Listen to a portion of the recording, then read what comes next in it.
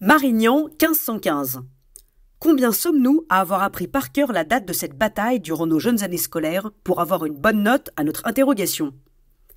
Cette date ne nous sert plus à grand-chose aujourd'hui, alors que nous sommes devenus adultes, et elle est remisée dans un petit tiroir de notre mémoire, devant sa longévité à la facilité mnémotechnique de la répétition du 15 de 1515.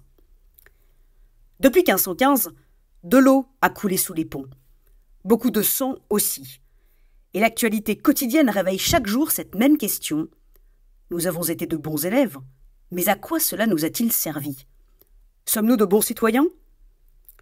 Le philosophe Jean-Jacques Rousseau, en son temps déjà, dénonçait cette éducation de singes savants que nous dispensons à la jeunesse dans les écoles, que l'on élève à grands frais pour lui apprendre toute chose excepté ses devoirs, magnanimité, tempérance, humanité, courage, pour reprendre les mots du philosophe. Le XXe siècle a été, si j'ose dire, l'expérimentation et la preuve de la vanité de la culture et du savoir, puisque, rappelons-le, la langue allemande, qui était la langue de la philosophie par excellence, est devenue la langue de la Shoah. L'art, la culture, l'éducation n'ont pas permis d'empêcher la barbarie, ce qui signifie qu'un esprit cultivé et éduqué ne suffit pas. Il faut que les esprits cultivés soient aussi courageux et bons. Nous touchons là le cœur du sujet. Le savoir pour le savoir est absurde. Le savoir parce que c'est au programme est absurde. Nous avons tant séparé le savoir de son sens que nous l'avons fait tomber dans l'absurdité.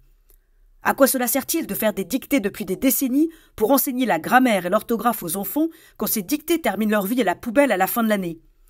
Cela ne donnerait-il pas du sens à la grammaire et à l'orthographe de faire écrire des lettres aux enfants pour les personnes âgées de la maison de retraite en face de l'école?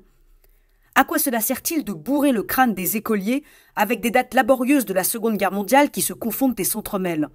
Cela n'aurait-il pas davantage de sens de les emmener à Oradour-sur-Glane, à Auschwitz et sur les plages du débarquement? À quoi cela sert-il d'apprendre par cœur les propriétés chimiques des éléments?